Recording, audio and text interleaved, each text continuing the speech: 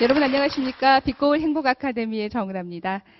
21세기 들어서요, 전 세계적으로 가장 활발하게 발달하고 있는 학문이 있는데요. 바로 뇌과학입니다. 뇌. 보통 얘기를 할 때 우리 뇌를 작은 우주, 소우주라고 얘기를 하잖아요. 그래서 뇌와 관련된 그런 방송들을 보게 되면 참 신비로운 현상들도 많고 수수께끼 같은 그런 이야기들이 참 많은 영역입니다. 그래서 그동안에 굉장히 신비로운 그런 영역으로 여겨져 왔었는데 오늘 그 이유를 전해드리기 위해서 여러분들에게 좋은 말씀 준비해서 오신 분이 계신데요. 우리나라의 뇌과학 바람을 불고 온 주인공 중에 한 분입니다. 여러분 박문호 박사님을 큰 박수로 함께 맞아주시기 바랍니다. 이쪽으로 오시죠. 네, 반갑습니다. 박문호 박사님께서는요, 뇌과학 연구자로 굉장히 많이 잘 알려주신 분이세요. 그런데 원래 전공은 그쪽 분야가 아니셨대요. 어떤 걸 전공하셨습니까? 예, 전자공학을 했어요. 전자공학. 예.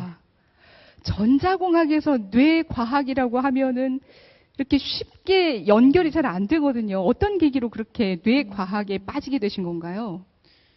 그래서 그 브레인 안에서 일어나고 있는 것도 대부분 전화 펄서, 전류 이런 것들이거든요. 네. 예, 그 비슷합니다, 사실은. 오히려 전자공학적인 측면이 많아요, 브레인도. 굉장히 시작하기도 전부터 신기하네요. 아, 그래요? 예. 그러면 원래 전공이 아니셨으니까요. 뇌과학을 집중적으로 공부하고 연구하시기 위해서는 굉장한 시간과 노력을 하셨을 것 같다는 생각이 쉽게 들거든요. 예. 뭐 대략 어느 분야든지 한 10년 정도 네. 집중적으로 하게 되면 어떤 견해를 갖게 되죠. 네. 예. 그래서 브레인 쪽도 일반인들이 어렵다고 생각하는 건 그 구조하고 기능을 정확히 몰라서 그런 거거든요. 네. 근데 브레인 구조는 이렇게 좀 집중적으로 공부하면 한 1년 정도면 대략 감을 잡을 수가 있거든요. 예. 보통 사람들도요. 보통 사람들도 예, 충분히. 예. 그렇군요. 그렇다면 제가 처음에 말씀드릴 때 뇌는 신비로운 영역이고 수수께끼 같은 이야기들이 있다 그렇게 말씀을 드렸잖아요. 예. 박사님이 생각하실 때 뇌는 뇌과학 어떤 학문이라고 표현할 수 있을까요? 브레인 사이언스, 뇌과학은 지금 굉장히 통섭적으로 중요한 거죠. 인문학이나 철학, 예술, 물론 자연과학 전체가 교차하는 그런 지점입니다. 네. 예, 뭐 디자인을 하든지 건축 설계를 하든지 미술품을 감상하든지 다 우리 브레인이 하는 거지 않습니까? 브레인의 어떤 다양한 측면들이 있는데 심지어 종교적인 현상 이런 문제도 지금 뇌과학에서 접근을 하고 있습니다. 네. 그러면 오늘 이 시간에는 뇌와 관련된 어떤 이야기를 좀 한번 같이 나눠볼까요? 예, 오늘 학생들도 많고 하니까 네. 기본적으로 브레인이 어떤 구조를 가졌고 어떻게 기능하는가 네. 그걸 초점으로 말씀드리고 전체적으로 봤을 때는 도대체 브레인이 뭐하고 비슷한가 그 감을 갖는 것이 중요합니다. 그러면 오늘 이 자리에 학생들도 굉장히 많이 자리하고 있는데요. 뇌에 대해서 조금 더 알게 되면 내가 하고 있는 공부에도 조금 도움이 될 수 있을까요? 효율적으로 공부할 수 있는 방법? 그렇죠. 보통 우리가 자동차가 고장이 나면 정비소에 맡기지 않습니까? 네. 일반인은 자동차 엔진에 대해서 자세히 몰라도 되지 않습니까? 그렇죠. 근데 브레인은 조금 달라요. 브레인은 우리가 수리를 하면, 비유하자면 본인이 효율적으로 생활을 할 수가 있는 거죠. 그러니까 정비사하고 운전사가 함께인 시스템이죠. 내가 브레인의 동작을 이해한다는 말은 네. 내 행동이 점차로 바뀌어질 수 있다는 거죠. 그렇습니다. 네. 그럼 이 시간 신비로운 뇌 이야기, 우리 삶의 다양한 부분으로 효율적으로 활용할 수 있을 것 같아요. 지금부터 박문호 박사님과 함께 뇌와 관련된 이야기 함께 나눠보도록 하겠습니다. 박수 부탁드립니다. 네.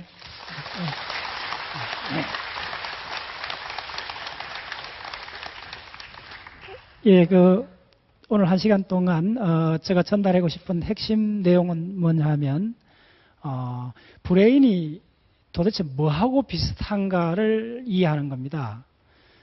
전통적으로 그 과학자들이 브레인을 컴퓨터하고 비교를 했어요. 그래서 뇌는 아주 그 정교한 계산을 하고 정밀한 계산을 하고 많은 프로세스를 하는 그런 시스템으로 봤던 거죠. 근데 그런 개념이 지금 조금 바뀌고 있습니다. 브레인이 흔히 이야기하는 PC하고 컴퓨터하고 같으냐? 일부 같은 부분이 있어요. 특히 손해 같은 경우에는 그 동작하는 그 기억을 만들고 하는 이런 영역들이 일부 같은데 전체적으로 보면 PC하고 컴퓨터하고 인간의 브레인을 비유하는 것은 맞지가 않다고 이제 그런 쪽으로 의견이 모아지고 있어요. 자, 그런 관점에서 그러면 이 브레인이 생물학적으로 봤을 때 뭐하고 유사하냐? 저는 그런 주장을 해요. 이 브레인 안에 있는 세포를 신경세포를 다른 관점에서 보면 우리 사람들은 살아있는 세포 배양기를 하나씩 갖고 다닌다 보면 돼요. 혹시 이제 중고등학교 때 그 세포 배양, 개구리 그 부화하는 과정을 이렇게 샬레에 담아서 우리가 실험하는 그런 게 있지 않습니까? 그하고 비슷하게 우리 이 동물의 인간의 브레인은 살아있는 신경세포를 배양하는 그런 그릇 같다고 생각하시면 돼요. 비유하자면. 그러면 거기서 몇 가지 그런 원칙들이 유추할 수 있습니다. 그래서 무슨 이야기냐면 우리 몸을 구성하고 있는 많은 세포들이 있는데 근육세포나 심장세포나 간세포하고 브레인의 세포가 있는 그 양식이 조금 달라요. 그 브레인의 세포들은 연결을 전담하는 세포입니다. 근육이나 간세포가 연결을 전담하는 건 아니지 않습니까? 근데 브레인 세포는 보통 우리 세포 크기가 머리카락 뭐 4분의 1 정도밖에 안 되는 아주 눈에 안 보이는 현미으로 봐야 되는 크기인데 그 신경세포는 쭉 늘리면 그 세포의 그 막이 거의 1m 이상 늘어날 수가 있어요.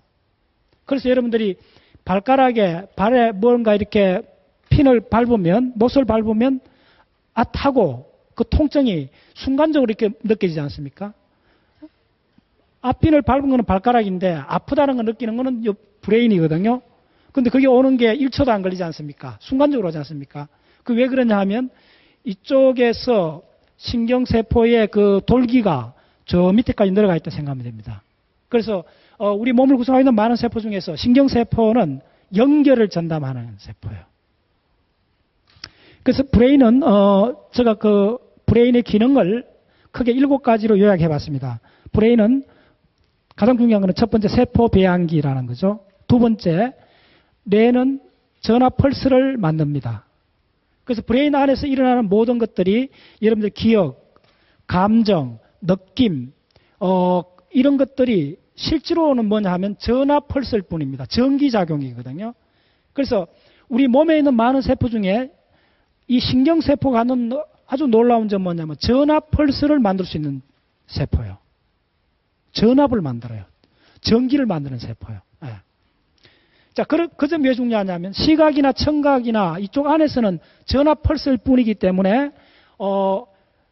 저 장님이 되는 경우에 이쪽 그 1차 시각을 프로세스하는 영역이 자극이 안 들어오면 청각 영역으로 할당을 할 수가 있는 거죠. 그래서 이쪽 안에서는 청각이다, 시각이다 다 동일한 전화 펄스이기 때문에 서로 스위칭을 할 수가 있는 거죠. 브레인은 뭐냐 하면 감각을 연합합니다. 자, 감각을 연합한다는 말은 무슨 이야기냐 하면 짐승들은, 개나 고양이들은 감각을 연합하기가 조금 어려워요. 정도가 인간만큼 되지 않아요. 우리는 대뇌 피질이 그 시각이나 청각이나 체감각 영역들이 이렇게 일부 중첩이 될 수 있어요. 서로 연결이 될 수가 있어요. 그래서 예를 들면 여러분들이 살구를 생각하면 노란색이 떠오르고 입에 침이 고이지 않습니까? 살구라는 시각적 이미지를 머리에 상상했는데 왜 미각이 동작을 할까요? 왜 시각에 노란 색깔이 등장할까요? 감각이 연합돼서 그런 겁니다. 그래서 우리가 쓰는 랭귀지, 인간이 쓰는 말은 전적으로 감각의 연합입니다. 한번 생각해보세요. 감각의 연합이 되기 때문에 뭐 사과라는 단어를 하면 그 사과 색깔이나 모양 이런 것이 다 떠오르지 않습니까? 사과란 발음을 했으면 청각을 자극했는데 우리는 그 기억을 통해서 아주 옛날부터 우리가 먹었던 사과에 대한 총체적 이미지를 재구성할 수 있는 거예요. 그걸 뭐라 그러냐 하면 감각을 연합한다는 겁니다. 네 번째는 뭐냐면 감각, 지각, 생각을 만든다. 자, 여러분들 감각, 지각, 생각이 어떻게 다를까요? 네. 감각은 뭐냐면 우리가 순간적으로 이렇게 보는 겁니다. 보고 만지고 뜨거운 거 닿았을 때 이런 것들이 감각이죠. 지각은 뭐냐면 감각인데 기억을 참조로 한 지각이죠. 이걸 그냥 검은 사막대기라고 보는 거는 감각이고 이게 마이크라고 우리가 이야기할 수 있는 거는 지각입니다. 그럼 지각은 저거 어떻게 이걸 마이크라고 이야기할 수 있을까요? 뭘 참조로 했죠? 옛날에 기억했던, 옛날에 이게 마이크라고 원리가 한 배웠을 거 아닙니까? 이름을 들었을 거 아닙니까? 옛날 기억을 참조로 하는 거예요. 옛날 기억을 불러오는 거예요. 무의식적으로. 불러와서 지금 감각 입력에 들어오는 대상에 이름을 붙이는 거. 그걸 지각이라고 합니다. 자, 그럼 생각은 뭘까요?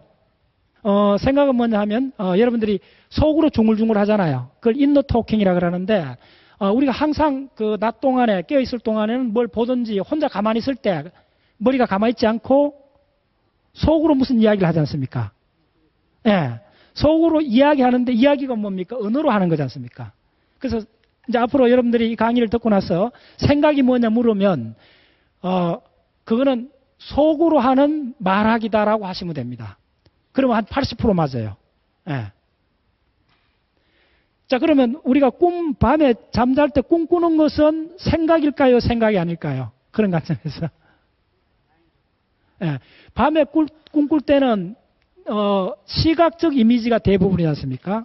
시각적 이미지가 대부분인데 그걸 생각이라 하기 어려운 것은 뭐냐 하면 우리가 낮 동안에 말하는 거나 속으로 생각하는 거는 상황에 맞게끔 생각하지 않습니까? 수학 문제를 푼다든지 약속 시간을 어떻게 해서 찾아가야 된다든지 이런 방법을 추구하는 거죠. 그런데 우리가 꿈꾸는 동안에는 이쪽에 전두엽의 동작이 원활하지 않아요. 그렇기 때문에 시각 기억 영역에 있는 기억은 불러오는데 그것을 시간하고 공간에 맞춰서 표출을 못하는 거예요. 그 결정적인 증거가 뭐냐면 여러분들 꿈꾸는 스토리를 본인이 만들어 본 적 있나요? 없죠. 이게 핵심입니다. 아무도 지구상에 누구도 자기 꿈의 스토리를 만들 수가 없어요. 근데 낮 동안에 우리가 하는 거는 자기 마음대로 스토리를 만들 수 있잖아요. 내가 누굴 만나든 안 만나든 뭐 어떤 강의를 어떻게 하든 그건 다 내가 결정할 수 있지 않습니까? 스토리를 낮 동안에는 우리가 만들 수 있는데 자기가 주체가 돼서 만들 수 있는데 꿈꾸는 동안에는 스토리를 자기가 만들 수가 없어요. 자, 그래서 감각, 지각, 생각을 구별하셨죠? 다시 한번 여쭤보면 감각은 뜨겁거나 차거나 아프거나 직접 느끼는 그걸 감각이라 하지 않습니까? 지각은 뭐냐 하면 옛날에서 학습한 기억을 비교해서 하는 걸 지각이라고 하고 생각은 거의 언어라 보시면 됩니다. 말하기라고 보시면 됩니다. 그 다음에 의도적 움직임을 만든다는 거죠. 이거 조금 미묘한 겁니다. 그러면 모든 동물이 움직이는데 예, 의도적 움직임이라는 건 뭐냐 하면 목적을 갖는 움직임을 할 수 있다는 겁니다. 그건 다른 측면에서 보면 우리는 목적 없는 움직임을 할 수가 없어요. 유일하게 정신분열증 환자 이외에는 우리는 목적 없는 행동을 할 수가 없어요. 한순간 또 만약에 여러분들 재채기를 해보세요. 그 목적이 있어요 없어요? 아니요 있어요. 생리적인 목적이 있어요. 하품 해보세요. 하품 목적이 있잖아요. 예, 생리적 목적이 있는 거예요. 만약에 뭐 욕을 한다. 그것도 감정적 목적이 있지 않습니까? 우리 인간이 하는 어떤 행위도 목적 없는 행위는 할 수 없어요. 이게 이제 내과학에서 아주 중요한 포인트입니다. 제가 봤을 때는. 그래서 목적을 추구한다는 것이 우리 브레인에 아주 내재적으로 이렇게 깊이 뿌리 박혀 있어요. 자, 그 다음에 뭐냐면 언어를 만든다. 그래서 이렇게 한 7가지가 인간 브레인이 하는 가장 중요한 기능들입니다. 자, 그런 관점에서 첫 번째, 뇌는 세포 배양기라는 관점에서 중요한 건 뭐냐 하면 세포 배양기이기 때문에 그 배양하는 신경세포가 분열, 정식 이동을 해요. 왜 고속버스 타면 왜 많은 사람이 졸까요? 산소가 없어서 그런 거예요. 예. 그래서 항상 이거는 학생들한테도 꼭 학부형들한테도 부탁드리고 싶은데 그 공부방이 그 신선한 공기 항상 들어와야 돼요. 예. 그래서 여러분들 그 여러 사람이 자는 방에 그 새벽에 문을 열고 한번 들어가 보세요. 그 물론 땀 냄새도 있지만은 공기 자체가 이산화탄소가 굉장히 많아서 그런 거예요. 지금 이 강당 또 문을 닫아놓고 에어컨 안 틀고 하면 곧 사람들이 졸아요. 왜 조느냐 하면 이 브레인에 산소가 5분만 공급이 안 돼도 이 세포들이 다 죽어요. 한번 생각해보세요. 얼마나 이쪽이 아주 그 생존 조건이 까다로운 거 하냐면 우리가 물을 안 먹어도 일주일 정도 살 수 있잖아요. 밥을 안 먹어도 한 달 정도 버티잖아요. 단식을 하는 사람들. 근데 호흡을 하지 않으면 왜 우리가 5분 내로 다 죽을까요? 동물들이. 바로 여기 있는 세포들이 죽어요. 신경세포들이. 다른 세포들은 늦게 죽을 수가 있어요. 그래서 여러분들이 이 브레인의 가장 중요한 메커니즘이 제가 제시하는 이게 살아있는 세포 배양기란 개념이 뭐냐 하면 이렇게 아주 항상 산소를 공급해 줘야 되는 거예요. 그래서 머리 좋게 하는 비결은 뭐냐면 저한테 물으면 항상 시원한 공기를 많이 호흡하라는 거예요. 산소가 풍부한 거. 그래서 보통 때는 그런 우리가 보통 폐활량 갖고는 많이 못 집어넣잖아요. 근데 언제 많이 들어가요, 산소가? 운동을 할 때. 자, 따라서 유산소 운동. 예, 왜 운동이 브레인에 결정적으로 좋은 것이 뭐냐면 운동입니다. 왜 그러냐면 산소를 많이 집어넣어줘요. 산소가 모서리관 타고 전두엽까지 갑니다. 전두엽 가면 이 신경세포 옆에 신경세포에서 한테 산소하고 포도당을 공급하는 보급하는 세포가 있어요. 그걸 글리아세포라는 세포가 있는데 그 세포들이 산소를 바로 신경세포한테 전달해줘요. 그럼 신경세포는 산소가 많이 들어오면 굉장히 활발하게 동작을 해줘요. 우리가 어떤 현상을 보면 기억을 하는 여러분들 나이 드신 분들이 꽤 있는데 나이가 이렇게 60대 넘어가면 기억이 이렇게 자꾸 사라지잖아요. 그러면 어떻게 하면 기억을 잘하는가? 뇌과학에서 두 가지를 이야기합니다. 기억을 어떻게 잘하면 누구나 다 알고 있듯이 기억하는 메커니즘은 반복을 하는 거예요. 영어 단어 암기하듯이 반복을 하면 암기가 돼요. 이거는 모든 동물이 마찬가지입니다. 그런데 반복을 하지 않아도 우리가 살아온 동안에 한 번 봤는데 평생 기억하는 것들이 있지 않습니까? 한 번 어떤 장면을 봤는데 어떤 영화의 장면이든 어떤 여행을 갔을 때 아름다운 경치든 한 번 봤는데 평생 기억하는 거 있지 않습니까? 순간에서 영원으로 가는 거예요. 그건 어떻게 해서 가능할까요? 네. 자, 그건 굉장히 중요합니다. 그래서 여러분들 공부 잘하는 비결이 뭐냐면 첫 번째 반복해야 될 것. 두 번째는 뭐냐 하면 보는 순간 기억되는 그 메커니즘을 이해하셔야 되는 거잖아요. 그럼 그게 가능해요. 왜냐하면 두 개 다 어쨌든 장기 기억으로 가기 위해서는 단백질이 만들어져야 돼요. 근데 단백질을 만들려면 유전자가 동작을 해줘야 되는데 이 유전자가 아무거나 기억하지 못하도록 함부로 이게 그 동작을 안 하도록 자물쇠를 채워놨어요. 유전자가. 근데 이 자물쇠가 풀리는 경우가 있어요. 언제? 감동을 받을 때. 잠 따라서 감동을 받을 때. 감동을 받을 때 이쪽에 CREB1하고 CREB2라는 그 단백질이 있어요. 그 단백질이 이 유전자가 단백질을 못 만들도록 이렇게 브레이크를 걸어놨어요. 그런데 감동을 받는 순간 CREB2라는 브레이크가 풀려버려요. 이제 아시겠죠? 그래서 여러분들 감동받은 기억, 감동받은 영화 장면이 평생 남지 않습니까? 예. 그 공부 잘하는 비결은 뭐냐 하면 매 순간 새로운 학문을 공부할 때 감동을 받으라는 거예요. 그러면 곧장 평생 기억으로 가요. 예. 근데 감동을 안 받기 때문에 사람들이 힘들게 여러 번 반복을 해야 되는 거예요. 그럼 총명한 사람은 누구냐? 어떤 새로운 걸 보고 감동을 하는 사람들이에요. 감동을 하는 사람. 예. 이쪽에 브레인 보시면 실제 브레인입니다. 브레인을 보시면 여기에 대뇌 피질에 무수하게 많은 신경세포가 있어요. 대략 100억 개가 넘습니다. 뭐 책자에 따라 140억 개 정도의 뉴런, 신경세포들이 이렇게 있어요. 이 신경세포들이 다 살아있는 세포들입니다. 하나하나. 이 신경세포를 확대해보면 이렇게 보입니다. 예를 들면 세로토닌이 부족하면 우울증에 많이 걸려요. 심지어 그게 아주 극단적으로 사라지면 자살까지 한다는 보고들이 있어요. 그래서 신경 전달 물질이 우리의 감정, 기억을 조절한다 생각하시면 돼요. 그래서 여러분들이 브레인은 이런 무수하게 많은 수천억 개가 넘는 이런 부위들이 가득 있는 거예요. 그래서 그런 부위들 사이에 가스처럼 그 신경 전달 물질을 확확 분비를 하는 거예요. 그래서 이제 우리가 만약 예를 들면 밤늦게 전화를 딱 하면 뭐 소식 안 좋은 이야기를 딱 들으면 신경 전달 물질 뭐 예를 들면 노르 아드레날린 이런 게 확 분비가 돼버리고 나면 그게 전체 해소제가 가라앉을 때까지는 잠을 못 자요. 여러분들 혹시 밤늦게 전화를 받고 잠 못 자는 경우가 많잖아요. 그 왜 그러냐면 이 전체 무드가 잠자기 위해서는 아주 차분한 분위기로 바꿔줘야 되는데 이 브레인이 흥분되어 있는 거예요. 브레인이 흥분되어 있으면 자동적으로 수면 모드로 넘어갈 수가 없어요. 그래서 애들이 보면 잘 때 자기 그 잠자리에 베개를 만자든지 침대가 딱 일정하지 않습니까? 그럼 자기가 편안한 모드에 들어가면, 분위기에 들어가면 이 브레인이 분위기가 달라져요. 그러면 소르륵 잠에 들어가는 거예요. 자, 학생들 주목하세요. 자, 핵심 뭐냐 하면 우리가 학습을 하면 의도적으로 반복을 하고 감동을 받으면 학습을 하면 어떤 현상이 일어나느냐 하면 요거에 축삭에서 돌기가 나와요. 요렇게. 자, 요거는 학습하기 전입니다. 학습하고는 돌기가 나와요. 요 바로 나오지 않습니까? Dendritic spines increase with the learning 이렇게 나오는데 Dendritic spine이라는 게 요 스파인이라는 게 요겁니다. increase 증가하는데 뭐냐면 학습 공부를 하면 할수록 요게 많이 나와요. 그렇죠. 이제 인류는 알게 됐어요. 도대체 머리 좋다는 말이 무슨 말이냐 하면 공부를 하면 브레인이 바뀌어요. 실질적으로 브레인이 바뀌어요. 예. 이게 바뀌는 걸 동영상으로 찍은 걸 보면요. 거의 한 몇 분, 2, 3분 지나도 요 돌기가 막 자라는 게 보여요.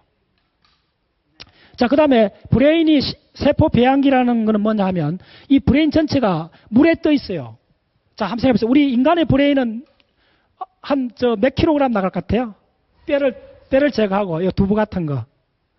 정확하게 1,400g, 1.4kg입니다. 페트병 큰 페트병 하나 정도 돼요.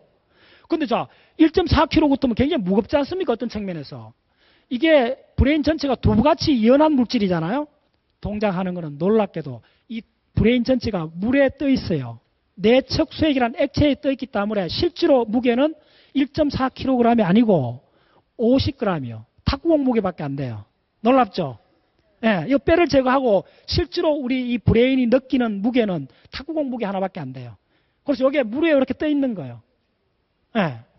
그래서 이 액체로 쌓여있기 때문에 충격도 완화해주고 이 액체가 영양물질을 공급해주고 노폐물을 빼내줘요.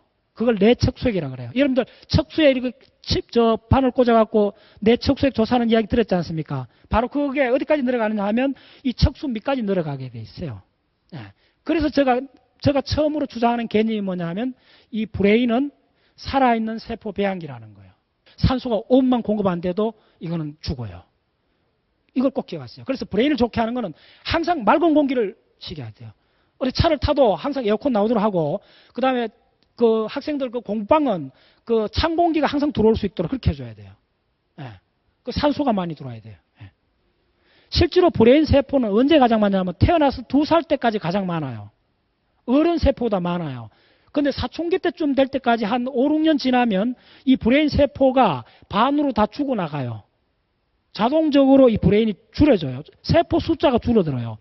그러면 우리가 갓난애들 브레인은 요만하고 어른은 그거에 한 3배쯤 되는데 세포 수는 반대요. 갓난애가 더 많아요. 그럼 어떻게 된 거죠? 왜 이렇게 부피가 반대로 돼 있을까요? 무슨 얘기 다시 한번 잘 들어보세요. 갓난애들은 신경세포가 어른의 배나 많아요. 그럼 브레인이 더 커야 될 거 아니에요. 근데 실제로 크기는 애들은 요만하잖아요. 어른은 크잖아요. 그거 왜 그러냐 하면 신경세포 숫자는 반으로 어른이 줄어들었지만은 신경세포하고 세포 사이를 연결하는 가지 숫자는 어른이 훨씬 더 많은 거예요. 그래서 브레인의 부피의 대부분은 신경세포 연결 가지들입니다. 예. 정확히 그 가지들이 뭐냐면 전선하고 같아요. 예. 지금 그 신경세포 연결 가지들입니다, 이게. 예. 자, 보세요. 예. 그래서 나중에 이제 그 학습을 안 하고 의도적으로 공부를 하지 않고 하면 어떻게 되느냐 하면 이 가지들이 줄어들어요. 없어져요. 그래서 치매 걸린 사람들 그 브레인을 보면 어떻게 되냐 하면 이거 기둥 하나밖에 없어요. 메인 가지 하나밖에 없어요. 이 가지들이 다 떨어져 없어져 버려요. 예. 자, 그럼 어떻게 해야 치매 안 걸리고 이 브레인이 왕성하게 동작할까요? 나이 들어도 가지를 계속 내줘야 되는 거예요. 근데 가지 내려면 이 가지를 그냥 내나요? 왜 어떤 데 가지를 낼 것 같아요? 자극을 받아야 가지를 내요. 그럼 언제 자극을 많이 받나? 우리가 몸을 움직여야 돼요. 몸을 움직여야 돼요. 그래서 산소를 많이 호흡하는 운동이 가장 좋아요. 그 나이 드셔도 50, 60, 70대도 20대처럼 브레인을 가질 수가 있어요. 자기가 의도적으로 항상 새로운 걸 만나고 운동을 하게 되면 이쪽에 가지들이 계속 나와요. 예. 그래서 뭐냐 하면, 자, 따라서 살아있는 세포. 살아있죠, 지금. 예. 살아서 끊임없이 움직이는 거예요, 이거는. 예. 뭐 이렇게 이동을 하는 건 아닌데 뭐냐면, 이 다리를 내요. 팔 다리를 쫙쫙 내는 거예요. 문어 다리처럼 쫙쫙 내서 그걸 접속을 하는 거예요. 자, 그래서 여러분들, 그 문어 다리 좋네. 오징어 다리를 생각해 보세요. 이렇게 동그란 그 앞반이 있잖아요. 흡착하는. 그거가 시냅스하고 거의 같은 거예요. 그렇게 생각하시면 유추를. 그래서 브레인이 뭐 하고 왔냐면, 문어나 오징어 다리처럼 이 다리를 내는 거예요. 그러니까 머리가 좋은 사람은 이 다리가 많이 나 있는 사람. 예. 그 다음에 자극을 안 받으면 다리가 줄어드는 거. 그렇게 기억하시면 돼요. 예. 자, 그 다음에 감각을 만드는 거. 자, 감각을 만드는 거 입도 보세요. 이게 이제 그 파블로브라는 사람이 실험했는 유명한 실험입니다. 이거는 무슨 이야기냐면, 요점은 이런 겁니다. 어떤 걸 기억을 할 때 다른 거하고 링크를 하라는 거예요. 접속을 하면 기억이 잘 된다는 거예요. 어떤 사실을 하나만 기억해서는 안 돼요. 그래서 기억을 잘하는 거, 지금 학생들이 많이 왔는데 학생들한테 이야기하고 싶은 건 뭐냐면, 기억을 잘하는 것이 결국은 브레인이 좋은 겁니다. 근데 왜 우리가 모든 걸 기억하지 않으려 하면, 기억을 그렇게 사회적으로 높이 평가 안 하는 이유는 뭐냐면, 우리가 별로 유용하지 않는 걸 자꾸 기억하려고 그래요. 예를 들면 저 파이가 3.14 해갖고 뒷자리가 100개 이상 기억하는 그 기억 대회가 있어요. 근데 그게 무슨 소용이 있을 것 같아요? 유용하지가 않잖아요. 그 다음 두 번째는 뭐냐면, 그런 기억 하나가 다른 기억하고 연결이 안 되잖아요. 3.14 뒤로 아무리 암기를 한다 해갖고 수학 잘하는 거하고 관계없잖아요. 그런 별로 유용하지도 않고 확장 가능하지 않는 걸 자꾸 기억하려고 하니까네. 그래서 여러분들 보통 기억을 어떤 데 씁니까? 무슨 단어, 그냥 별로 의미 없는 단어 기억하고. 물론 전화번호부 기억하는 건 조금 의미가 있는데, 대부분 기억이 진짜 중요한 걸 기억하려고 노력하지 않아요. 그래서 제가 하는 과학 운동은 뭐냐면, 진짜 중요한 걸 기억하자는 거예요. 예를 들면 학생 같으면 주기율표를 기억하자. 그럼 엄청나잖아요. 주기율표 92가지 원소를 기억하면 92가지 정도가 아니라 앞에 한 30개만 기억해도 이 사람은 화학이나 물리 이런 걸 굉장히 잘할 수가 있어요. 아무거나 기억하면 안 돼요. 우리 이 유전자가 기억하고 관련이 있는데, 이게 진화적으로 중요한 것만 기억하게끔 돼 있어요. 근데 우리 브레인은 별로 중요하지 않는 걸 자꾸 기억하려고 보다 보니까 기억의 효율이 떨어지는 거예요. 그래서 만약에 공부 시간에 화학의 분자식 같은 거 이런 걸 기억을 해야 되지 않습니까? 근데 정작 중요한 걸 기억할 생각 안 하고 별로 쓰이지 않는 거, 무슨 말잇기라든지 약간 그런 이렇게 재미있는 가십거리 비슷한 이런 걸 자꾸 기억하려고 하는 거죠. 그렇게 하면 브레인이 엉뚱한데 에너지를 쏟아요. 그래서 뭘 하셔야 되느냐 하면, 학습적으로 중요한 걸 의도적으로 기억하셔야 돼요. 그러면 브레인이 왜 중요하냐면, 학습적으로 중요한 것은 왜 중요하냐 하면 다른 사실들하고 링크가 많이 되어 있는 거예요. 주기율표를 기억한 사람은 화학을 잘할 수가 있잖아요. 화학이라는 거대한 학문 분야를 잘할 수가 있어요. 분자식을 잘 아는 사람, 그 다음에 세포 구조를 잘 그리는 사람, 이런 사람들은 그 분야에 아주 전문가가 되는 거죠. 자, 우리는 그 감각을 연합하는데 브레인을 얼마나 할당했는 걸 보세요. 이 브레인 영역이 거의 80% 정도가 연합 감각입니다. 이쪽이. 그 다음에 앞쪽은 뭐냐 하면, 자, 잘 들어보세요. 운동을 만드는 건 빨간색 영역입니다. 1차 운동 영역이고, 이 앞쪽의 대부분은 뭐냐 하면 뭘 만들어주느냐 하면 의도성, 욕구를 만들어줘요. 목적성을 만들어줘요. 그래서 이제 사회적으로 성공했거나 뭘 이룬 사람들의 특징이 뭐냐면요, 한 가지 목표에 전념할 수 있는 사람들이에요. 적어도 한 10년 정도. 그러면 전문가가 돼요. 그럼 10년 동안 다른 많은 유혹을 물리치고 한 가지 목표에 올인할 수 있으려면 어떻게 되죠? 이쪽 앞에 브레인의 명령이 굉장히 강해야 돼요. 바로 그 전두엽입니다. 따라서 전두엽. 자, 오늘 세 번째 이야기는 따라서 전두엽. 전두엽 핵심입니다. 전두엽이. 그래서 결국은 머리 좋다는 말의 최종 목표가 뭐냐 하면 의지력이, 목표 지향성이 강해야 돼요. 그래야 그 사람들은 10년, 우리가 여러분들 사회적으로 중요한 걸 이루려면 적어도 10년 이상 노력을 해야 되지 않습니까? 근데 왜 많은 사람이 도달을 못했어요? 왜 그럴까요? 10년 동안 딴 데로 가버린 거예요. 처음 목표는 이거였는데 가다가 중간에 유혹을 당해가지고 딴 데로 가버린 거예요. 그럼 어떤 사람이 최종적으로 가느냐? 이쪽 전두엽이 강한 사람이 최종적으로 가는 거예요. 왜? 전두엽이 다 장악을 해서 딴 데로 가는 시선을 계속 전두엽이 목적 쪽으로 맞춰지기 때문에 그런 거예요. 네. 자, 한번 더 따라서 전두엽. 목적 지향성. 예. 네. 그렇잖아요. 네. 예를 들면 학생들이 좋은 대학 가려면 적어도 3년 이상 목적을 유지해야 되잖아요. 중간에 옆으로 가면 안 되잖아요. 그게 핵심이에요. 네. 자, 이거 한번 보세요. 여러분들, 요거는 그냥 상식으로 한번 보세요. 여러분들 소리 듣는 소리도 이 귀 안에 있는 달팽이가 안에 있는 세포가 소리를 잡아요. 소리를 지금 딱 잡는 모습을 지금 여러분 보고 있습니다. 무슨 이야기냐 하면, 요거 있는 세포가 보세요. 움직이잖아. 몇 박치죠?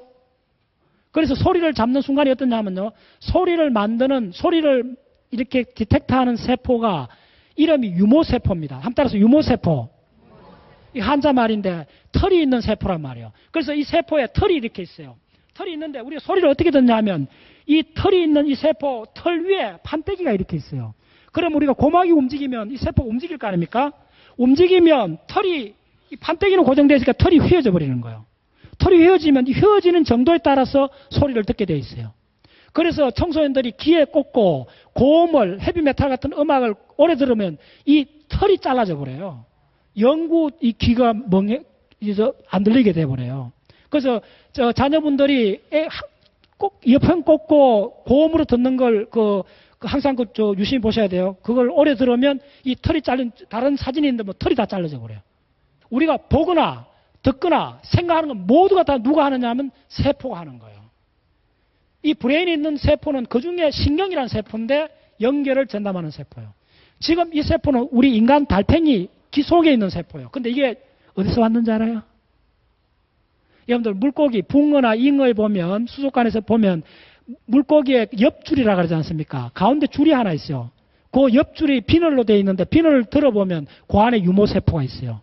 물고기가 수압을, 물의 압력을 느끼는 그게 인간까지 연결되어 있는 거예요. 물고기는 그 세포 그대로입니다. 지금 우리 인간 귀에 있는 세포가, 유모세포가. 이렇게 놀라운 거예요. 예. 그 다음, 궁극적으로 브레인이 좋다는 말은 무슨 이야기냐 하면, 브레인이 좋다는 말은 뭐냐 하면, 세포 레벨에서 있는 동작들이 다 모아져서 감정을 만듭니다. 이 정서라는 게 감정인데, 사회적 감정, 기본 감정, 배경 감정, 이런 걸 만들어요. 그 다음에 감정이 그 위에 올라가서 되는 것이 뭐냐 하면, 느낌을 만듭니다. 자, 한번 따라서 느낌, feeling. 자, 느낌이 핵심입니다. 그래서 어떤 사람이 기억을 잘한다 그랬죠? 감동을 잘 받는 사람이에요. 그럼 감동을 잘 받는 사람이 또 어떤 사람들이죠? 느낌이 풍부한 사람이에요. 이제 됐죠? 무슨 말인지. 내과학적으로 상당히 밝혀졌어요. 우리 브레인을 어떤 식으로 이 학습을 해야 되는가? 감동을 잘 받는 브레인을 만들어줘야 돼요. 그럼 감동을 잘 받는 브레인이 되려면 어떻게 되죠? 어릴 때부터 주변 생활 환경이 맑고 깨끗해야 돼요. 아름다운 자연을 많이 보고 중고등학생쯤 되면 시를 많이 읽고 이렇게 감성이 풍부한 사람이 판단력이 정확합니다. 자, 한번 따라서 감성이 풍부해야 판단력이 정확하다. 감성이 풍부해야 판단력이. 예. 머리 좋다는 것은 감성이 풍부하다는 겁니다. 예. 그걸 꼭 기억하세요. 이게 놀랍게도 내과학이 밝힌 놀라운 거예요. 그래서 청소년들이 가까이 하면 안 되는 것들이 있어요. 그 어린 나이에. 아주 안 좋은 장면, 흉측한 장면을 보면 안 돼요. 예. 요즘 뉴스 시간에 그런 거 나오잖아요. 사이코패스나 이런 것들이 왜 생기느냐 하면요. 아주 그런 안 좋은 동영상이나 이런 영상 이미지에 노출되면 큰일 나요. 부모님들이 다른 거는 몰라도 애들한테 폭력 영화나 이런 걸 못 보게 해야 돼요. 피가 막 나오고 하는 걸 못 보게 해야 돼요. 왜냐하면 감성의 축이 달라져요. 예. 그럼 판단력이 흐려져요. 이게 이제 유명한 실험에서 드러났는데,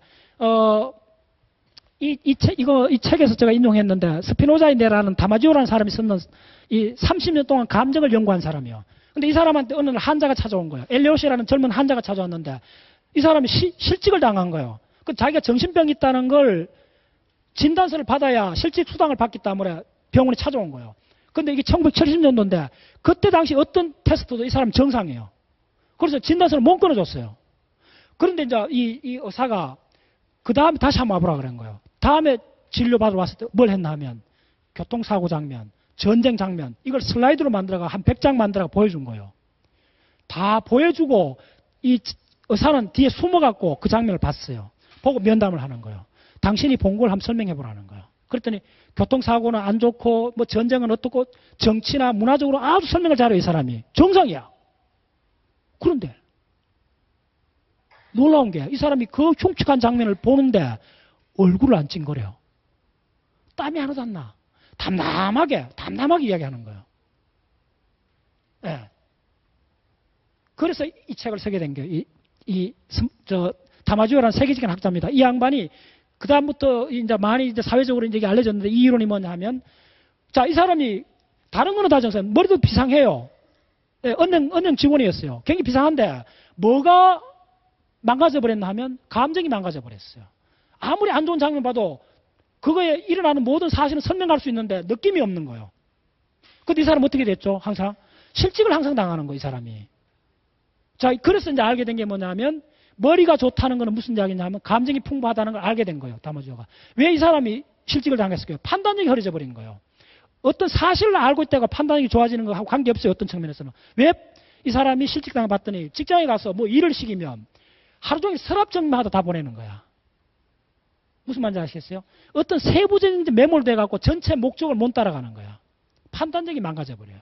그래서 여러분 주변에 보시면 굉장히 논리적이고 꼼꼼한데 결정적인 중요한 결정할 때 실수하는 사람들 주변에 혹시 보죠? 꽤 그런 사람들이 많아요. 그게 뭐냐 하면 감정이 풍부하지 않을 경우에 판단력이 상강한 게 있어요. 예. 그 판단력이 풍부한 사람은 대부분 감정이 풍부해요. 감정이 풍부해요. 예. 굉장히 중요합니다. 그래서 자녀들한테 초등학교부터 가르쳐야 되는 건 뭐냐면 아름다움에 대한 감수성을 키워줘야 돼요. 그래서 밤하늘의 별을 보여준다든지 저 무인도에 가서 진짜 원초적인 자연을 보여준다든지 이런 것들이 중요해요. 특히 아름다운 장면, 아름다운 스토리, 이 아름다운 걸 많이 보여주면 이쪽이 그 색깔로 치면 아주 밝고 윤택한 감정이 형성이 되어 있어요. 그럼 그 사람이 사물을 똑바로 보는 거예요. 부정적으로 안 보고. 예. 부정적인 측면도 있죠, 당연히. 근데 부정적인 측면은 어른이 돼서 가르쳐도 되는 거예요.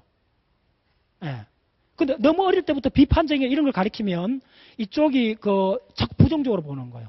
그래서 가장 중요한 게 브레인을 제가 이쪽으로 공부를 하면서 딱 몇 가지 여러 군데 가서 강조를 하는 게 뭐냐 하면 브레인이 좋다는 도대체 뭐냐? 판단력이 분명한 거죠. 판단력이 분명하다는 말은 뭐냐면 자기가 원하는 목적을 훌륭한 목적을 선택할 수 있는 거예요. 훌륭한 목적을 선택하고 브레인의 전체 자원을 그쪽으로 10년 동안 투여할 수가 있는 거예요. 예. 그거요. 자, 그거고, 그 다음에 한 가지는 뭐냐면 생리학적으로 브레인이 좋다는 말은 뭐냐 하면 브레인에 산소가 많이 공급이 돼야 돼요. 그럼 산소가 언제 많이 공급되냐면 운동할 때, 특히 조깅이 좋아요. 숨이 헐떡거릴 정도로 하루에 30분이나 1시간 정도 조깅하는 게 아주 좋아요. 앉아서 운동하는 것보다 조깅하는 것이 훨씬 좋아요. 산소가 강제적으로 들어오잖아요. 강제적으로 산소 들어오면 브레인이 들어가요. 그래서 여러분들 조깅을 해보면 한 30분쯤 하면 브레인이 막 돌아간다는 걸 느껴요. 옛날 기억들을 막 링크하는 과정들을 느껴져요. 산소가 많이 공급돼서 그래요. 예. 그래서 브레인이 밝힌 두 가지 놀라운 팩트는 뭐냐 하면 감정을 풍부하라. 그 다음에 유산소 운동을 하라. 이겁니다. 그래서 내과학에서 밝힌 거는 의외로 단순한 원리인데 집중적으로 강한 훈련을 하라는 거예요. 그러면 이게 많이 감기면 이제 전두엽이 아주 힘이 굉장히 강해지죠. 결국은 사람들 사이에 이 자기 삶을 결정짓는 거는 뭐냐면 IQ보다 훨씬 중요한 게 뭐냐면 전두엽입니다. 이 전두엽이 목적 지향성을 끝까지 놓치지 않는 사람은 언젠간 목표 달성을 해요. 대가가 될 수가 있어요. 예. 그게 핵심이에요. 예. 그래서 이 과정에는 무수하게 많은 케미칼들이 지금 다 밝혀져 있어요. 그래서 여러분들이 이 브레인을 블랙박스로 생각하는 거는 넌센스예요. 블랙박스가 아닙니다. 엄청나게 많이 밝혀져 있어요. 지금 요 분야는 노벨상을 받았어요. 예. 에릭 켄달이라는 사람이 기억을 평생 연구해갖고 한 5, 6년 전인가 이 노벨 생리의학상을 받았어요. 이 사람이 받은 그 분야가 뭐냐면 바로 기억입니다. 이 사람이 밝힌 게 뭐냐면 기억은 두 가지밖에 없다는 거예요. 장기 기억으로 하는 거는 반복하라는 거예요. 첫 번째. 반복하든지. 왜 반복을 해야 기억이 되느냐 하면요. 반복을 하는 과정에서 이거 보시면 무수하게 많은 케미칼들의 인터액션이 일어나요. 이 케미칼들의 인터액션이 상호작용이 핵소까지 들어와요. 이게. 이 분자들이 안개처럼 쫙 뿜어지는데 한 번 반복을 해갖고 뿜어지는 힘이 약해요. 분무기로 생각하시면. 이걸 최소한 초당 100번 정도, 아니, 초당 100Hz로 해갖고 5번 이상 반복을 쫙쫙 해줬더니 바다 달팽이 실험을 했는데 이 케미칼들이 안개처럼 핵 속에 들어가는 거예요. 핵 속에 들어가면 뭐죠? DNA를 해서 단백질을 만들어내는 거예요. 바로 이거예요. 그래서 반복이, 모든 동물이 반복을 하면 뭐든지 기억할 수 있어요. 그런데 그건 에너지가 많이 들어가요. 그러면 선천적으로 기억을 잘하는 사람이 있어요. 한 번 보면 평생 기억하는 사람. 그것은 누구죠? 바로 감동을 받는 사람들이에요. 감동을 받으면 왜 기억으로 되는가? 바로 그 논문에서 나온 게 뭐냐 하면 감동을 받으면 아까 이야기했던 브레이크가 풀려버려요. 그럼 유전자가 무제한적으로 인출될 수가 있는 거예요. 그 부분이. 예. 그래서 감동을 잘 받는 사람이 뭐죠? 감성이 풍부한 사람이에요. 따라서 감성이 풍부하다. 그래서 그 다 모아지는 거예요. 브레인을 좋게 하는 방법 모아지는 거예요. 육체적으로 운동을 많이 하고 이 정신적으로 감정이 풍부한 사람이 되는 거예요. 그래서 영화관에 가서 아주 그 슬픈 영화를 봤는데 눈물 안 흘리는 사람하고는 같이 그 뭐 다른 것도 하지 마세요. 예. 큰일 나요. 그래서 나는 그런 이야기를 많이 해요. 아주 슬픈 영화를 봤는데 울지 않는 사람하고는 앞으로 그 큰 관계를 하지 마세요. 예. 그리고 머리 좋다는 증거는 뭐냐면 눈물이 많은 사람들이 대부분 판단력이 정확해요. 요거는 조금 다른 이야기인데 심지어 또 화를 많이 내는 사람도 판단력이 정확하다는 게 나와요. 이게 지금 일반 상식하고 반대인데 사장들 중에 화를 많이 내는 사람 많잖아요. 성질이 급한 사람. 화를 잘 내고 성질 급한 보통 사람 아니고 CEO쯤 되는 사람들이 화를 냈을 때 하는 판단이 거의 정확하대요. 그래서 대부분 사회적으로 높은 계층에 올라간 사람 특징 중에 하나가 일부기는 한데 조정에 가까운 사람들이에요. 성질이 급한 사람들이에요. 불같이 화를 내는 사람들 많잖아요. 그 사장들 중에. 그게 뭐냐면 그때 브레인이 굉장히 종합적으로 판단을 한다는 거예요. 예. 그래서 우리 속담이 뭐냐 하면 뭐냐면 샌님은 골로 빠지지만은 시시덕이는 죄를 넘는다는 내 속담이 있어요. 샌님은 뭐냐면 자기 것만 잘 이해 타선 따지고 다른 사람하고 관계 안 하고 그냥 아주 이성적으로 따지는 사람들 있잖아요. 그런 사람들은 실제로 어려운 일, 큰 일 닥치면 꼴짝이로 빠져요. 엉뚱한 결정을 해요. 그런데 막 그 마당발처럼 동네방네 다니는 사람들은 큰 일이 있다면 여러 사람 의견을 수합해갖고 종합해갖고 현명한 결정을 내려요.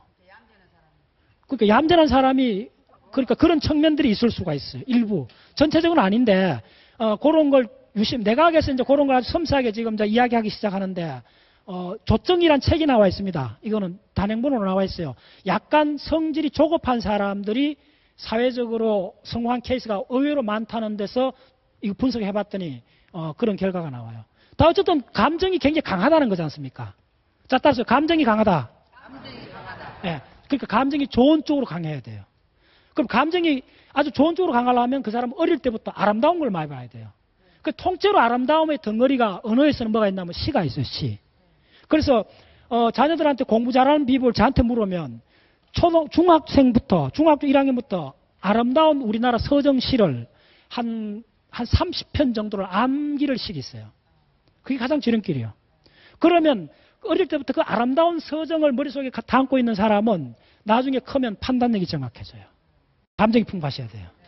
감정이. 예. 앞에 분들 되게 감정이 풍부하신 것 같은데. 저 딱 보면 다 알아요. 얼굴 표정 보면 딱 알아요. 예. 저거 보세요. 딱 보면 알아요. 이렇게 전체로. 확실히 느낌이 오지 않습니까? 그거 뭐 우리 이야기하잖아요. 뭐 될 때 뭐라죠? 느낌이 온다고 이야기하잖아요. 이게 우리가 하는 일상 하는 용어를 잘 분석해 보면 나와요. 뭐가 될 때 어떻게? 느낌이 와. 감이 온다 그러잖아요. 자, 감이 온다는 말 할 때 판단력이 정확하잖아요. 우리가 뭘 판단할 때 뭐 합니까?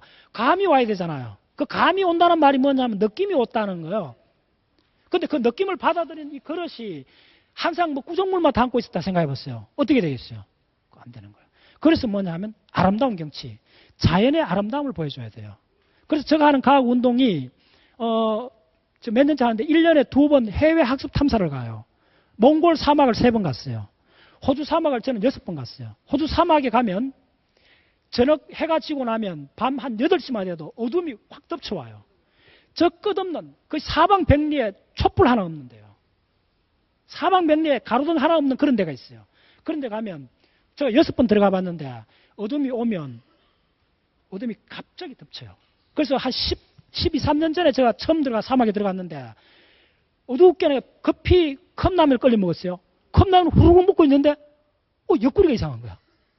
딱 봤더니 여덟 좀 전에 은하수가 여기까지 들어와 있는 거예요. 얼마나 섬찟했겠어요. 얼마나 놀랐겠어요. 예, 컵라면 먹다가 새로운 우주를 본 거예요. 그러니까 그렇게 얼마나 경악하고 놀랐겠어요. 좋은 의미로. 예, 그래서 별이 완전히 쏟아지는 그런 밤하늘을 여러분들 한번 보셔야 돼요. 그걸 사춘기 막 들어가기 전에 중학교, 그게 나이가 있어요. 초등학교 5학년 밑으로는 조금 어려워요. 초등학교 5학년부터 중학교 3학년 사이에 봐야 돼요. 어떻게? 학부형들이 여름방학 때 자녀를 데리고 미리 이야기하면 안 돼요. 예, 통통배 타고 전기도 안 들어오는 서해안에 무인도로 가는 거예요. 그리고 갑자기 쏟아지는 밤하늘 한번 보여주는 거예요. 그러면 그 어린 마음에 그 아름다운 신비스러운 자연을 가슴에 그냥 새겨지는 거예요. 그런 사람은 평생 이 밤하늘의 별을 평생 갖고 가는 거예요. 그런 사람은 끊임없이 자연을 동경하면서 자연의 아름다움을 잊지 않는 거예요. 그게 결국은 그 사람이 평생 공부를 하게 만들어줘요. 다른 게 아닙니다. 개가 총명할까요? 고양이가 더 똑똑할까요? 고양이가 예, 잘 들었어요. 개가 배나 똑똑합니다. 그게 결정 났어요. 전두엽 비율을 보면 알아요. 자, 보세요. 다람쥐, 고양이부터 원숭이, 개, 침판지, 사람 있잖아요. 요게 전체 DNA에서 전두엽 요거거든요. 지난 부분인데 보세요. 고양이는 3% 이 전체에서. 고양이는 이 전체에서 여기 3%밖에 안 돼요. 개는 7%예요. 침판지는 11%예요. 사람은 30%예요. 요 비율대로, 요 비율이 뭐냐 하면 attention, 주의 집중을 할 수 있는, 집중할 수 있는 시간이에요. 그러니까 여러분들 고양이는 톡톡 튀어 어딜 갈지는 몰라요. 근데 개는 주인을 보고 한참 응시를 하잖아요. 주목을 하잖아요. 예. 사람만이 오랫동안 어떤 것을 주목할 수 있어요. 주목을 해야만이 우리 전체 브레인이 그쪽으로 자원을 투자를 할 수 있는 거예요. 이게 전적으로 결정해 주는 것이 이 전두엽의 함수입니다. 그래서 여러분들 집중력 있는 사람이 성공한다 그 이야기 하지 않습니까? 예. 그 몰입이 이제 유행인데 몰입이 바로 뭐냐 하면 전두엽 능력입니다. 종이 오리기를 해보면 종이 오리기를 할 때 옆에서 보면 이렇게 하면 잘 보세요. 입술을 오물락거려요. 아주 정교한 가위질 할 때 입술을 오물락거리죠. 그게 왜 그런 줄 알아요? 입술 영역하고 손가락 영역이 브레인에서 거의 인접해 있어요. 서로 연결될 수가 있어요. 그래서 인류가 진화하면서 먼저 손 움직임에서 수화를 먼저 했어요. 그 다음에 이걸 했어요. 왜냐하면 이거 많이 움직이면 이거하고 연결되어 있어요. 그래서 인간의 비밀은 뭐냐면요. 입술, 손가락, 눈동자가 함께 움직여주는 거예요. 그래서 여러분 드라마를 한번 보세요. 사랑 드라마를 보면 남자 주인공 여자 얼굴만 보이잖아요. 그때 관찰해보면 손가락하고 입술하고 눈동자가 함께 움직여져요. 함께. 그래서 모든 걸 전달해요. 이게 핵심이에요. 인간의 가장 중요한 비밀은 눈동자, 손가락, 입술이 동시에 하나의 목적을 향해서 움직여줘요. 주로 강한 감정을 전달할 때는 같이 움직여줘요. 놀라워요. 네, 참으로 놀라워요. 사춘기 때 애들은 청소년, 중고등학생들은 길 가다 눈만 맞춰도 싸움이 일어날 수 있잖아요. 왜냐하면 이게 발달을 하지 않아서 그래요. 이게 전두엽이 발달을 하면 나이들 전두엽이 발달을 하면 종합적 사고를 할 수가 있어요. 이제 전두엽이 맨 마지막에 발달되고 늙어서도 계속 학습을 해야만이 전두엽이 발달하는 겁니다. 그래서 총명한 사람, 영리한 사람은 나이가 들어도 계속 학습을 하는 사람만이 위대한 노인이 될 수가 있어요. 젊은이들이 아무리 머리가 빨라도 종합적 사고는 나이 든 사람 때 못 당하는 이유가 뭐냐 하면 바로 이 전두엽 때문에 그렇습니다. 그래서 전두엽이 나이가 들어도 계속 그 발달을 하기 위해서는 끊임없이 학습을 해야 돼요. 새로운 공부를 하셔야 돼요. 예, 기억을 하셔야 돼요. 예, 오늘 강의를 1분 만에 다시 한번 요약해드리면 자, 브레인이 좋다는 말은 첫 번째, 브레인에 산소가 많이 들어가야 돼요. 그 산소가 많이 들어가기 위해서는 유산소 운동을 해야 돼요. 자, 이거 한번 보세요. 이렇게 혈관들이 많은 거예요. 우리 브레인에 산소를 공급하기 위해서 그런 거예요. 예, 산소를 공급하기 위해서 이렇게 혈관이 실집니다. 이 브레인이. 세포라는 혈관들이 이렇게 많은 거예요. 그래서 중풍이나 이런 것들이 심각해지는데 그걸 모두 예방할 수 있는 길이 있어요. 진짜 신이 준 선물 같은 게 있어요. 그게 뭐냐 하면 결론적으로 그게 뭐냐 운동이요. 그래서 조장희 박사님 그룹이 세계적인 이 브레인 연구 그룹이거든요. 그 조장희 박사님이 최종적으로 그 연구 결과 중에 하나가 뭐냐 하면 운동을 조깅을 했는데 조깅해갖고 2달 후에 이걸 찍었어요. 했더니 여기에 모세혈관이 막 생기는 거예요. 새로. 예. 그래서 결론이 났어요. 브레인이 좋게 하는 방법은 다른 운동이 아니고 조깅처럼 호흡을 산소를 많이 공급하는 운동을 하셔야 돼요. 그리고 감정을 풍부히 하는 거. 이거 두 가지면 됩니다. 자, 수고했습니다. 마무리하겠습니다.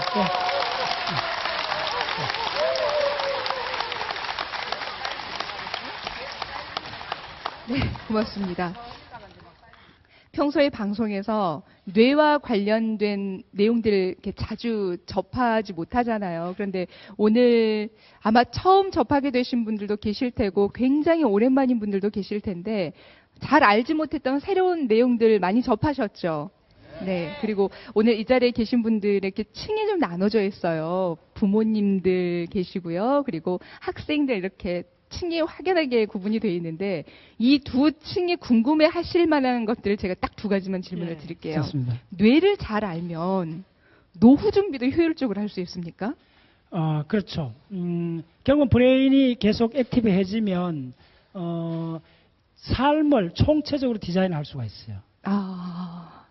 예, 그게 핵심이에요. 네. 종합적입니다. 그래서 인문적 사고나 예술적 사고나 과학적 사고 전체가 뇌과학에서 통섭이 될 수가 있어요. 네. 그래서 먼저 브레인이 어떻게 동작을 하고 어떤 구조를 갖는가를 기억을 하셔야 돼요. 예, 그러면 브레인이 달라지면 자기 삶이 달라지잖아요. 오늘 들으셨던 내용 기억을 잘 하셔야겠네요. 그렇죠. 네. 그리고 또 이제 학생들이 궁금해할 거. 5시간 공부한다고 투자한다고 5시간 했던 내용들을 다 습득하기는 어렵잖아요. 그런데 그게 정말 효과가 거의 안 나타날 때는 굉장히 속상해요. 학생들도 그렇고 부모님들도 그렇고.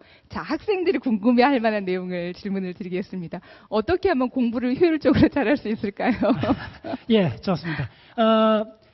책을 보는 거, 그 다음에 동영상을 보는 거, 그 다음에 노트를 하는 거 세 가지 예를 들어주면 제가 항상 하는 방법인데 가장 효과적인 거는 노트를 하는 겁니다. 그림으로 그리는 거. 예를 들면 구체적으로 예를 들면 동영상으로 보는 학습 강도가 한 2 정도면 네. 책을 정독을 하면 강도 한 3 정도입니다. 아. 그런데 책에 있는 내용, 네. 그 도표나 이런 걸 자기가 펜으로 연필로 자기가 써보면 강도 6쯤 돼요. 오. 거의 3배나 강해요.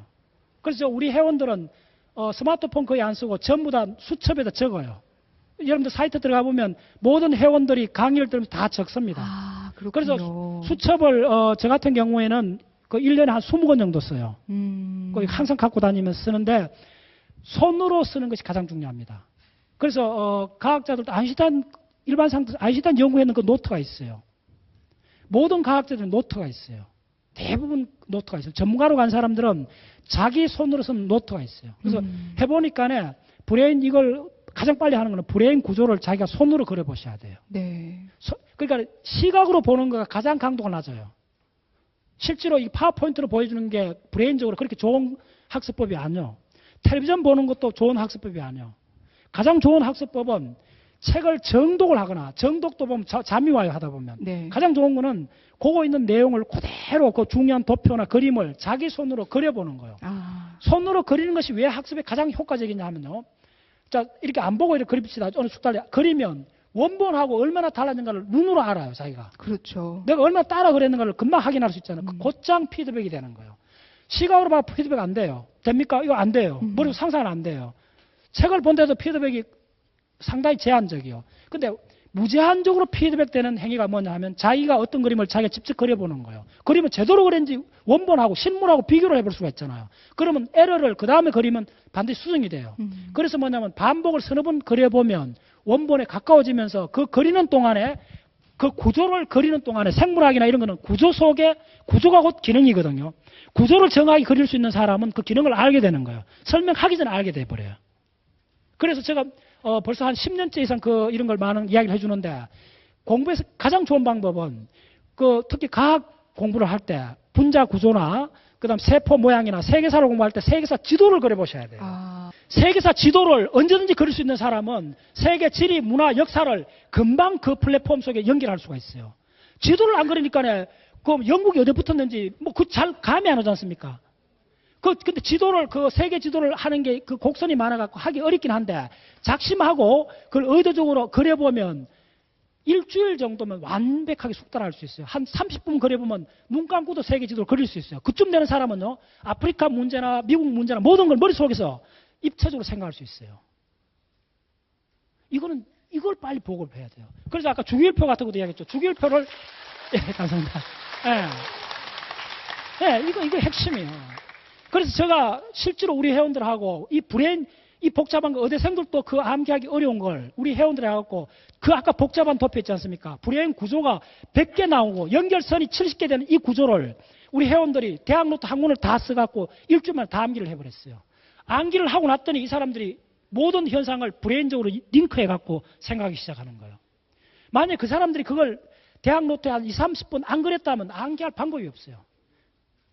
가장 공부의 지름길은 자기 스스로 중요한 그림을 아주 잘 그리겠다고 작심을 하고 5번, 10번, 20번 아무리 복잡한 그림도 20번을 그려보면요 완전히 자기 브레인이 각인을 해버려요.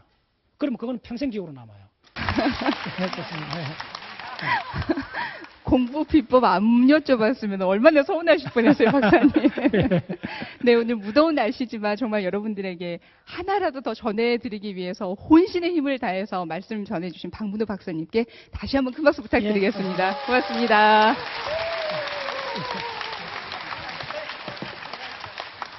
박사님 강의하시면서 말씀 중에도 잠깐 나온 내용인데요. 아까 우리 뇌는 자동차 엔진과 같다라는 말씀 해주셨잖아요. 그런데 엔진은 내가 고칠 수 없으니까 수리를 맡겨야 하는데 이 뇌는 내가 정비공이 될 수 있고 내가 운전할 수 있는 거다. 그런 말씀 전해주셨는데 평소에 우리들이 이런 뇌에 대해서 전문 지식이 없기 때문에 생각하는 것도 많이 부족하고 정보에 대해서도 많이 취약했었는데요. 뇌를 좀 알게 되면 여러모로 도움이 되는 것들 참 많을 수 있겠구나라는 그런 의미로 오늘 빛골 행복 아카데미에서 뇌와 관련된 이야기 함께 해봤습니다. 자, 다음 달에는요. 무더위가 계속 되게 되면 물론 힘든 분들 참 많으시지만 학교에서 지금도 교복 입은 학생들 많이 자리하고 있는데 그 떼약 배트는 아니더라도 무더위 속에서 열심히 공부하고 있는 자녀분들 보고 계시면 안타까우시죠 많이. 네, 그래서 8월에는 교육평론가 이범 씨와 또 학부모님들, 학생들이 함께 나눌 수 있는 허심탄회한 우리 교육 이야기를 함께 주제로 정해서 말씀 나눠보려고 합니다. 관심 있는 분들 다음 달에도 함께 해주시고요. 다음 달에 인사드릴 때 무더위에 지치지 않게 건강관리 잘 하셔서요. 좀 더 밝은 모습으로 함께 할 수 있었으면 좋겠습니다. 함께 해주신 여러분 고맙습니다. 안녕히 계십시오.